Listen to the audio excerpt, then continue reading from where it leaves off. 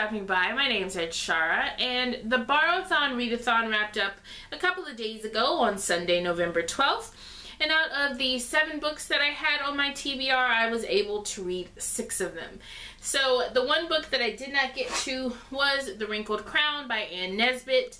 This was one that I was the least excited about, so I saved it for last, and then I just ran out of time. So of the 6 books that I did read, the first 3 are the ones that I knew would satisfy all 6 challenges, so they are the ones that I started with. And so first up is Full Moon by Jim Butcher. This is the 2nd book in the Dresden Files series, and this series follows Harry Dresden, who is a wizard. And after book 1, I wasn't sure that I wanted to continue the series, but I'm kind of glad that I did because I did enjoy this. I found that I like Harry. It's more his partner or the detective that he works with to solve the supernatural crimes, Karen Murphy. I can't stand her. I didn't like the way that she treated Harry. After everything they've been through, she's not very trusting of him. She's very quick to jump to conclusions concerning him. She doesn't like the fact that, you know, even though he's a wizard and she's a human, there are things that he can't tell her regarding the laws of magic and that kind of thing. And so I didn't like how they interacted and how the relationship or the friendship seemed very one-sided. And I didn't like that Harry didn't stand up to her, and when it came to her, he was very much a pushover.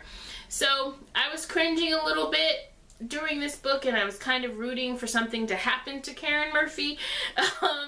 But overall, this was a pretty decent read. I gave it 3 stars. I am glad that I continued the series. I do think that the time between books helped, and so I'll probably put a little bit of time between books 2 and 3 before I start the 3rd book, but I am wanting to continue the series. And then next up is the Schwab's A Darker Shade of Magic. This was a 4-star read for me. I really enjoyed this one. I liked not knowing too much about it because I was able to kind of discover it as I read, which is as it should be. I thought that the world building and the character development and the magic system was very nice in this book. It wasn't so over the top that it was confusing, but it wasn't too simple either. So it was really kind of a nice balance.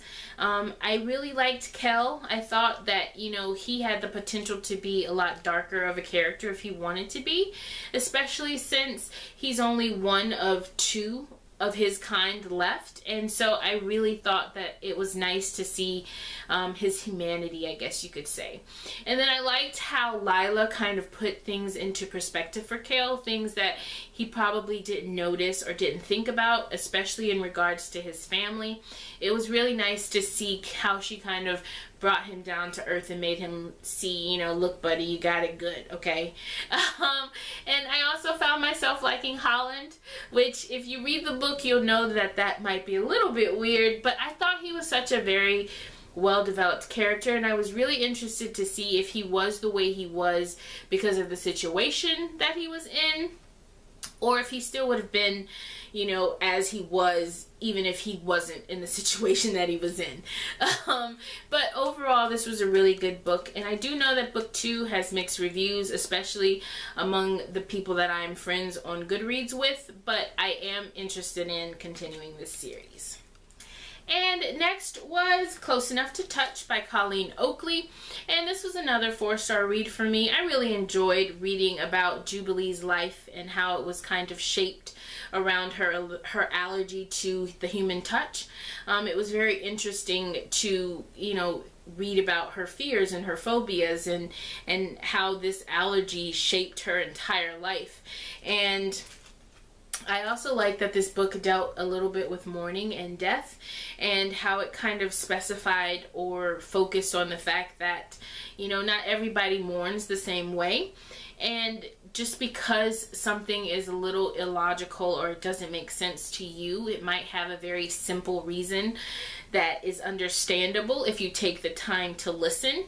And while some of the characters' actions in this book were a little dangerous or not safe, you still, once they got to explain themselves, you still kind of understood, oh, that makes sense.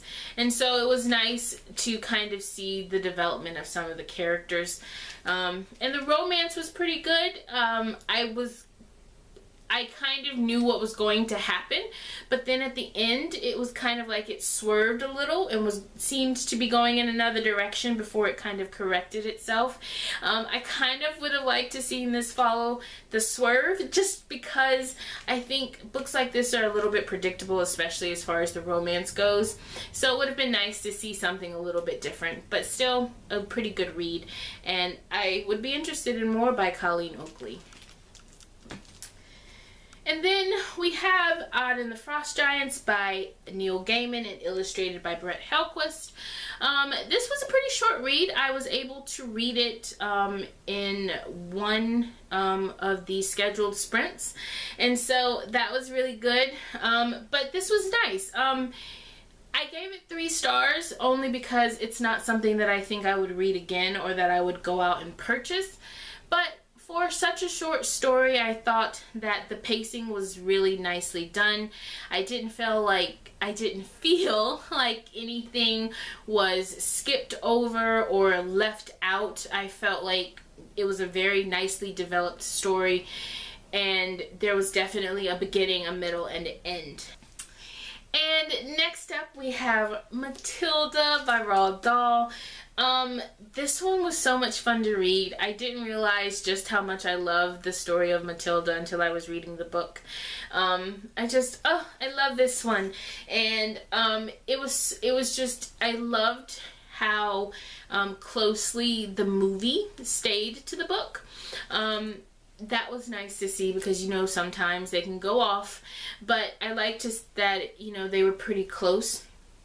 I also didn't remember just how horrible Trunchbull was, and I would have liked to see a little bit more consequences when it came to her in the book. But overall, this was a great read. I gave it 4 stars. How can you not like Matilda? And the last book that I have to talk about is Holly Farm and the Princess of the Galaxy by Gareth Wronski. This was one that I was excited for because it had been on my Goodreads want to read shelf for a couple of months, and so I was happy to get a chance to read it. But in the end, this one only got 2 stars from me. The main character I didn't like her very much.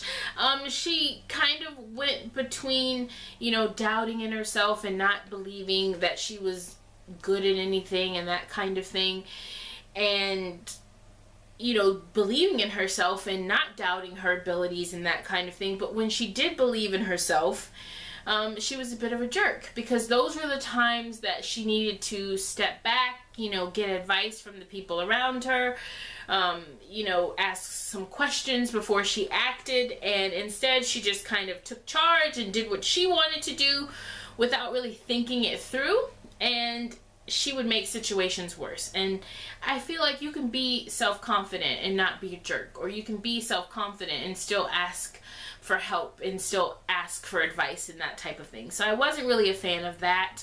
The background characters kind of felt underdeveloped to me, because some of them, I felt like they were there for one purpose, and then once that purpose was finished, they were just kind of there. And I don't know, I wasn't really interested in any of them. So overall, this was a bit of a chore to kind of get through and to finish. So yeah, I wouldn't recommend this one. Overall, I will say that I really, really enjoyed the Borrowathon. I loved the scheduled sprints. I also thought that the challenges were really good. I'm not going to go back over them, but I felt like they were all simple enough to find books to fit. The hardest part about the challenges was hoping that your library actually had the books that you wanted to read. And the only bad thing that came from the Borrowathon was I did not think that I was going to read all of these books. I think I had it set in my mind that I was only going to read the 3 that fit all 6 challenges, and then that, I'd probably be done, or I'd get you know, distracted or what have you. So I did not create a November TBR. So now I do not know what I want to read.